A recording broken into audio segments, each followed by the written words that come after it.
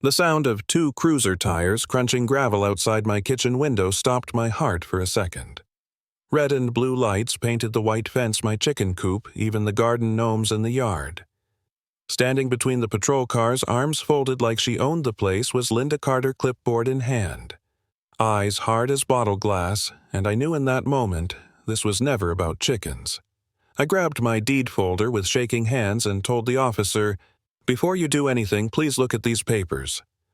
I was the one who should have been afraid, but for the first time I felt a strange calm, like the truth was a tool in my pocket, and I was about to use it. I moved out here for quiet 5 acres, an old farmhouse, a barn that creaked just enough to remind me I wasn't in the city anymore. I built a small coop behind the barn, named the hens Daisy, who followed me like a dog, and Cluck Norris the rooster with the attitude of a trucker. Everything was small and perfect in the way a dream is until the day I met Linda. She lived across the gravel road in a sea of perfect hedges and literal lawn trophies, always in sunglasses. Even on cloudy days, the kind of woman who treats neighborhood rules like scripture. The first time she marched over, she didn't introduce herself. She pointed at the coop and said, "You have to remove those animals. HOA rules." I laughed because I thought she was a crank. I had the deed. My survey map ended at the ditch. My property was zoned agricultural. I said so out loud. I showed her the papers, and she left with that tight little smile, a smile that said she'd been heard and would be back. For a couple weeks it was small things. A photocopied rulebook shoved in my mailbox, a community notice taped to my barn door, a neighbor muttering that Linda liked to keep things tidy. Then the late-night visit happened. My coop door was open, straw tossed like someone had been playing rough with it. Feathers trailed to the ditch. My stomach dropped. I set up a cheap trail cam. Nothing fancy, just to catch a fox, and I prayed like an idiot.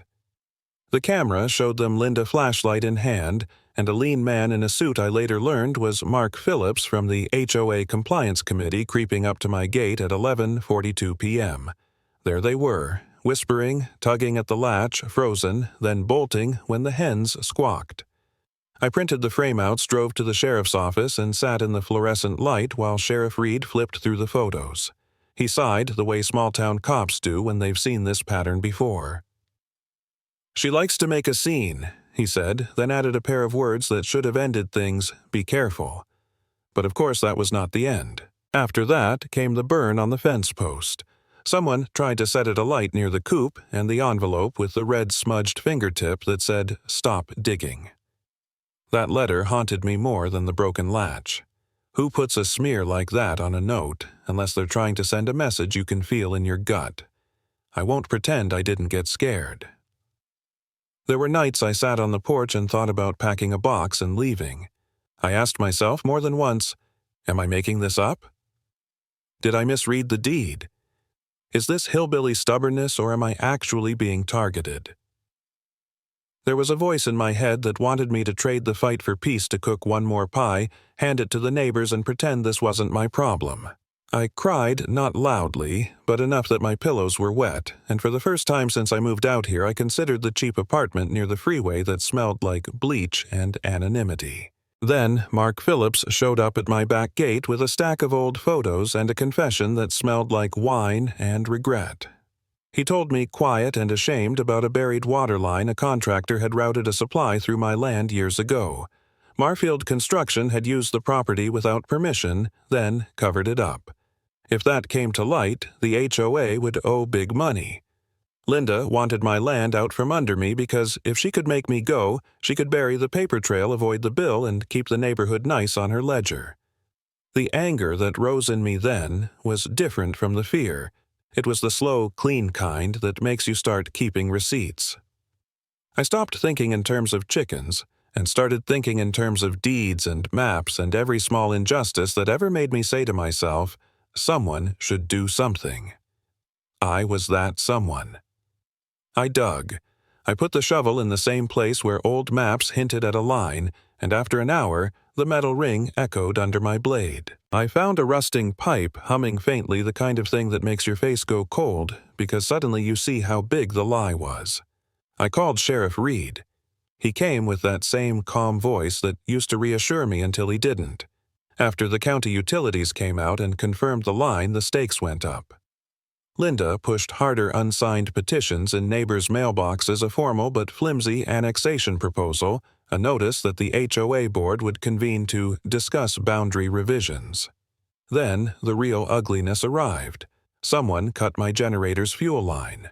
Another night, a stranger in a dark jacket tried to dig the pipe out with heavy gloves and a steel tool. I caught bits on camera boots, a lighter, the silhouette of two people. Then Mark disappeared. A crate of documents we had been compiling vanished from his trunk, and when I drove to his apartment the next morning, his place was empty, a cold plate on the counter, his keys in the bowl. I realized I was up against more than a vindictive neighbor. This was a cover-up with teeth. There were nights I couldn't breathe, listening to the wind in the fields, imagining footsteps.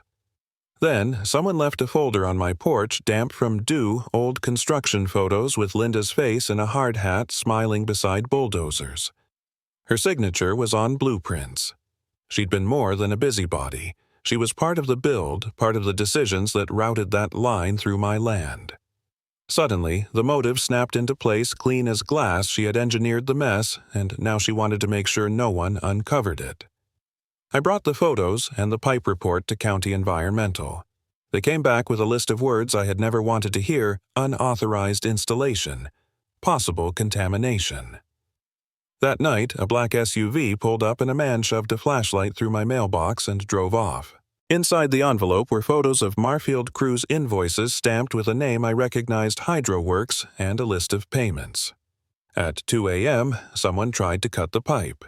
At 3 a.m., someone shot into the field.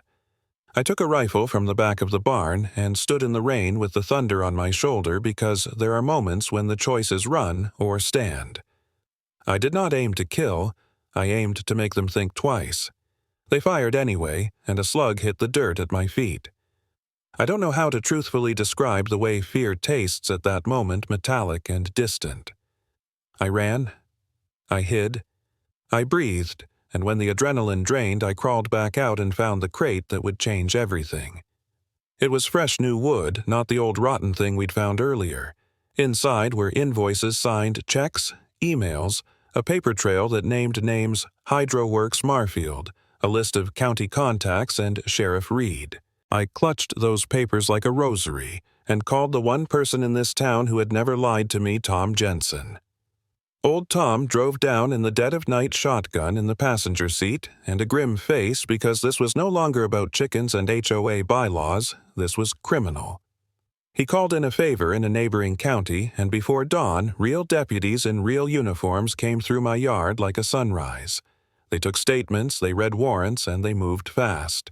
They cuffed two men at the edge of town, and later, as the sun rose over the field, they came for Sheriff Reed. Linda was found that day in a small motel room with a bag by the door. She was frightened, and she was talking, and that talk cracked open everything. Turned out she had been trying to sell her house, she had been hiding the blueprints, she had been both builder and small-town queen of the clipboard, and when the money and the reputation were threatened, she had crossed the line from busybody to conspirator. I watched deputies lead her down the steps in handcuffs, and I felt a hollow. Not the triumphant drum of victory, but the tired, sharp thing that comes from watching someone you fought finally face what they'd done. There was no parade. There was no pie.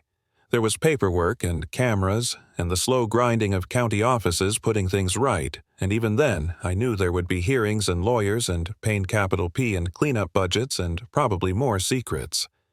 Standing by the coop, Daisy nudged my boot like nothing much had changed. The hens clucked completely uninterested in county indictments. I put the papers in a cardboard box and sat in the late sun and thought about the months of fear and the nights I almost left and the small, stubborn flame inside me that wouldn't let this town get away with hiding its poison. I learned something ugly, and important systems will protect themselves if you let them, but they crumble if you keep pulling at the loose threads. I didn't save anyone but myself and a chunk of dirt I call home, but in doing that, I made it harder for them to hide. The final thing I want you to take from my story is simple. If something feels wrong, look for the seam. Pull it. Don't be afraid to be the person who makes the truth uncomfortable.